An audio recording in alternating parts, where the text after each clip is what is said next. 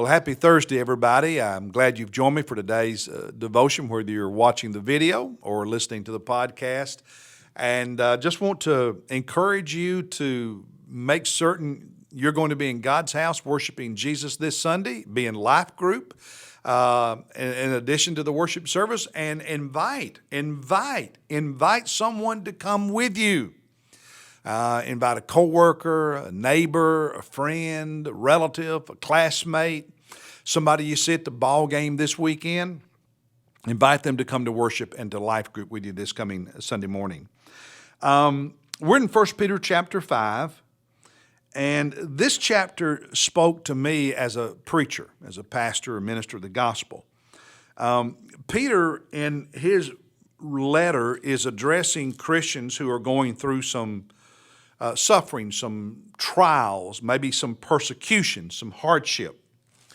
And in this chapter, he specifically addresses pastors and preachers and how we are to conduct ourselves. And that's especially true in verses 1 through 4. So I want to look at that for a moment and talk to you about it because it speaks to my heart.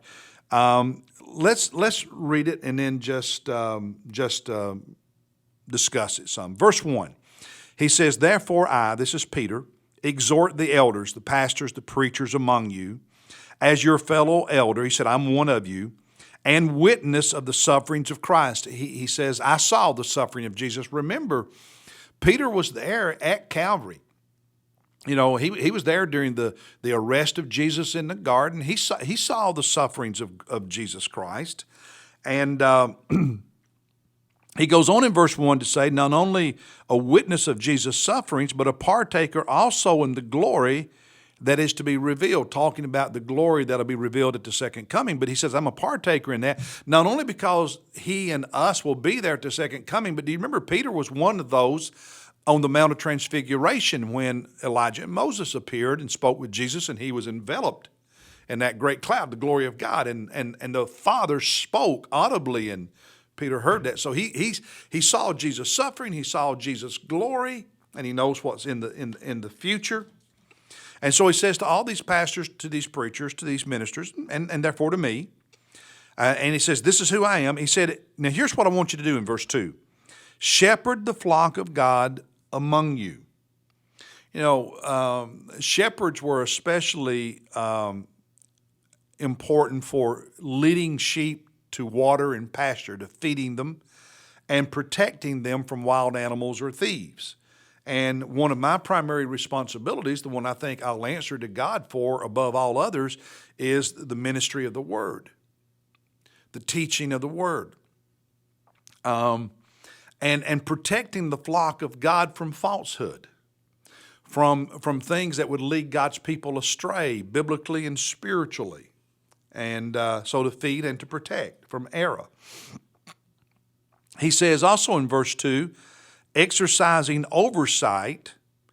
It's not the idea that a pastor is to be a dictator in all administrative matters, but exercising oversight, when it comes to the ministry of God's Word in this church, I take that seriously, and I will be firm and say, no, you're not teaching that, because I'm accountable to God for what His people that are under my care, His sheep that are part of the flock that I shepherd, what they're fed, what they drink, and for them being protected from false teachers. So I'll take oversight of that, and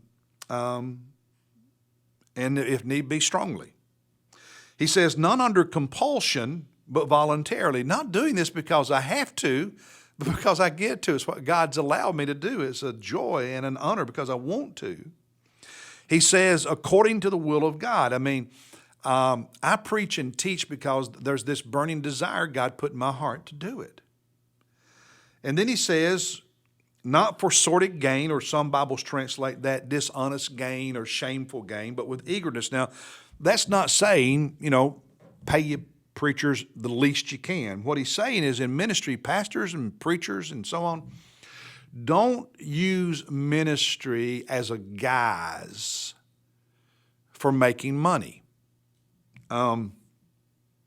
Something that's done quite often today that I just think is unethical. Pastor writes a book. Any author who writes a book, if they can get it on the New York Times best-selling list, then they sell more books because people say it must be a good book. It's on the New York Times bestseller list. And what some very prominent pastors do is through some third party, their church purchases the number of books necessary to get it on the New York Times bestseller list. And therefore, more copies are bought. They make more money. You'd be surprised how much that happens. And it's unethical. And it's the kind of thing he's talking about here, using ministry and using the church just to make money.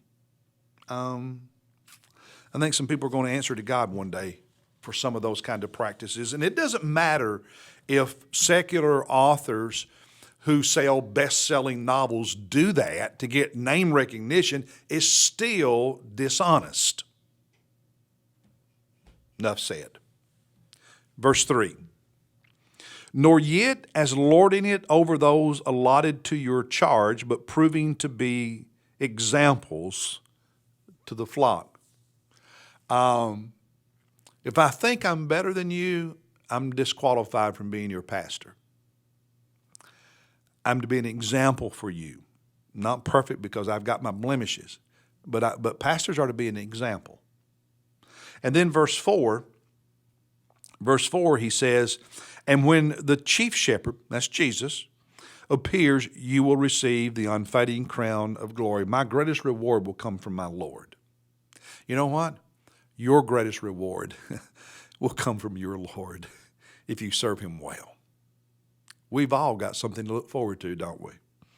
So let's just keep loving Jesus and being the real deal. Hey, thank you for letting me be your pastor and teach and share.